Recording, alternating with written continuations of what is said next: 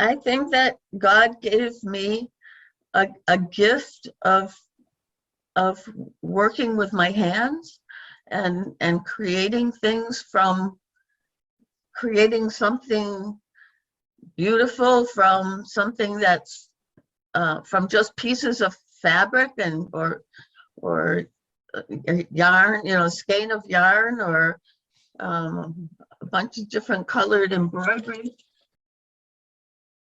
I started sewing in when I was very young. I guess I made clothes for my dolls, and then I made some of my own clothes, my graduation dress, my wedding dress, and then when the kids were born, I made pajamas and party dresses and things like that. Whatever kept my hands busy, basically. I don't enjoy just sitting and not doing something. Even if it's watching television, I have to have something with my hands. I took a quilting class in 1991, I think, somewhere around there. And ever since then, mostly what I do is quilt. I fell in love with the art. When I was in seminary and had to write lots of papers, twice I made quilts instead of writing the papers, and then just had a short paper to explain what the meaning of the quilt was. The thought of giving something, having something to gift to someone that I created, makes me happy and sort of satisfies my soul, I guess.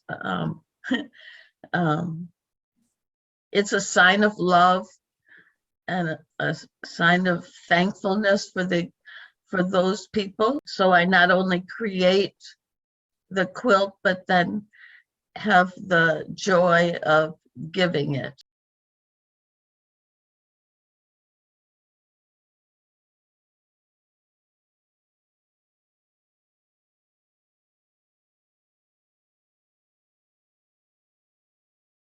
I guess I'd have to say the music came first. Number one for me with music has been my instrumental.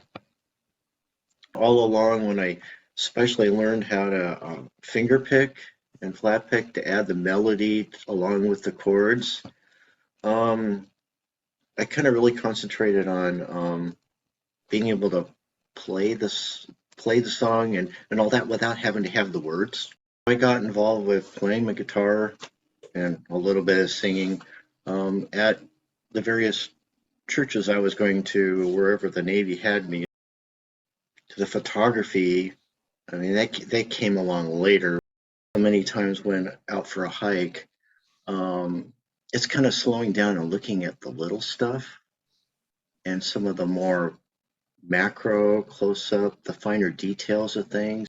The leaf when it's backlit, you can see the little tiny the veins and things, or when things are covered in frost and you get in close and you see the detail of the frost on things. These fog banks out over the water, and how they look as they're kind of shrouding McNeil Island and Anderson Island, and then towards the end of the day, and then you start to get the colors of the sunset in there too.